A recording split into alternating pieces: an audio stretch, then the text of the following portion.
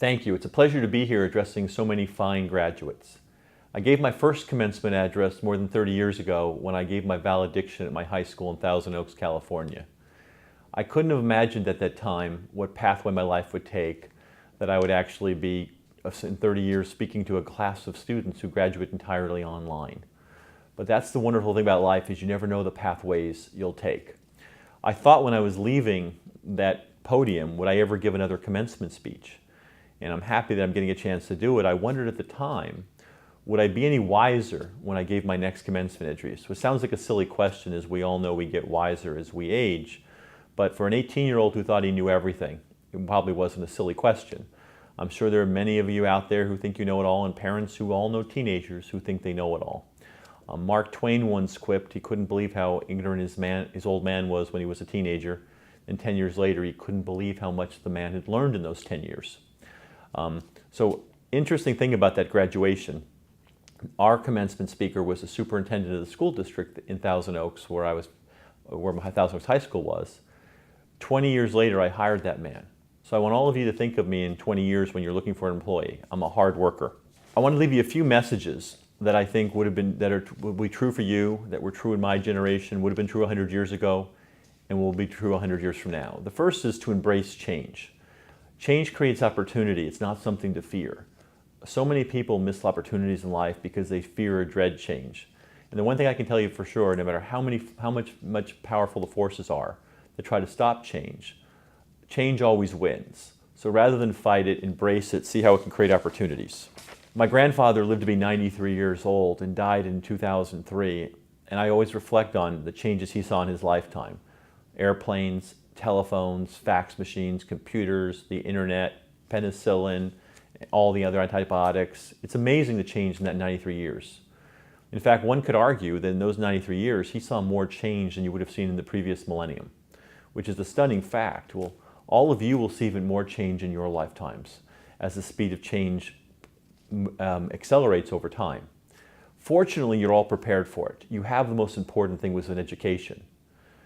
And because you've gone to International Academy, not only do you have a great education, but you also have the ability to self-learn, which in your lifetime you'll continually have to learn to adjust to that change. But all it takes to succeed is a good education, a good work ethic, strong character, and with those tools, I have no doubt all of you will thrive in the changing society. Take a few risks. When I look back, I don't regret anything that I've ever done in my life. I regret things I haven't done. This is an important message. So to put it simply in the vernacular, just go for it. I promise you, you won't regret it. And I don't want any of you to take that as a reason to do something unlawful, crazy, or stupid. I don't want you saying, oh, that guy at graduation said to take a few risks, because we mean intelligent risks. Remember, the last two words a fool says before he dies are, watch this.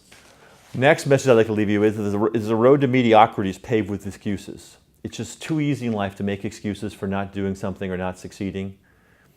So every time you hear yourself make an excuse, I want you to stop and recognize it and think about that road to mediocrity. Extraordinary things are accomplished by extraordinary people exerting extraordinary effort. Don't forget the effort part. It really is the most important one. So many talented people never reach their potential. There's no dishonor in failure, only dishonor in not trying. To quote my favorite artist, Bob Dylan, there's no success like failure, and that's failure's no success at all. I want you guys to chew on that, and if you're wondering why we've given you so much literary analysis, it's so you can actually understand Bob Dylan. I had a litany of experts telling me K12 would never succeed. Smart people can kill any business idea, or any idea at all for that matter. Fortunately, I didn't listen to them. I took a big risk, and today we're all here because of that. Even if I have failed, I would not have regretted trying. What I would have regretted is not giving it my all. Therefore, pursue your dreams with every ounce of your being. Cherish the moments. This is an important part. You know, as you travel through life's path, it's a meandering one, but there'll be some fantastic moments. Some may be professional, most will be personal. Stop and recognize those moments. Sometimes I just think everything in between those moments is a blur. So appreciate them. Even if you have to just stop and say, wow, this is amazing. Do it, because I promise you, they'll give you great joy in life. These may be sitting on a balcony overlooking the ocean with someone special. It may be the birth of a child. or just watching a Little League game. Cherish them. Life's not the number of breaths you take, but the number of moments to take your breath. Collect great friends. I guarantee you this is give you more satisfaction than collecting coins, stamps, cars, or money. They'll give you far more joy. I envy all of you. In my day, when you went to high school, you lost your high school friends when you went to college. When you went to college, and then you went to graduate from college, you lost your college friends. Today, with all the social media and networking, you can keep your friends for life. What a fantastic opportunity. I encourage you to stay in touch with your friends, and you'll get more joy out of that than almost anything you'll do in life. Next one's an important one. Thank your parents. They've done so much for you. I'm not really sure I appreciated all my parents did for me until I became one myself. It's not just the money and time they put in, but it's also they've largely probably shaped a lot of your values. My father used to tell me that I could do anything I wanted to in life if I set my mind to it. And I think that message that I heard throughout my childhood was what enabled me to become an entrepreneur and have the courage to start something from just nothing. You know, my father died from a brain tumor far too young, and I miss him immensely. But I'm glad that I had said everything I needed to say to him long before he became ill. So please cherish your parents and thank them for all they've done for you. Figure out what's important. Just go out and get it. For some, it might be one thing. Others, it might be 10. When I was your age, I had 4 things I wanted to accomplish in life. I've accomplished all 4. There's a tremendous peace in that, and I hope all of you find it. And I guarantee you, you may not get everything you set out to do, but if you don't try, you'll regret it for a lifetime. This year's graduating class is a very special class for K12, in that we actually have students in some of our schools that have actually graduated, having started in kindergarten through 12th grade and done their entire education online. It's amazing that these children were born pretty much in 94 and 95 when the internet was commercialized. They've actually done their entire education online, and I'm happy to report that all of them are doing great. When I gave the first talks to prospective parents back in the spring of 2001, the number one question I got asked was, if I do this, will my children be able to go to college? And I took the liberties that only an entrepreneur could and said, of course they will. Well, now I can actually say, yes, they can and they will go to college. So it's great to see it, and we're very happy about that. Ben Franklin once said, the most important thing a person can ask in this world is, what good may I do in it? I hope all of you take the time to ask that question at some point in your life. I did, and K12 was the result of it.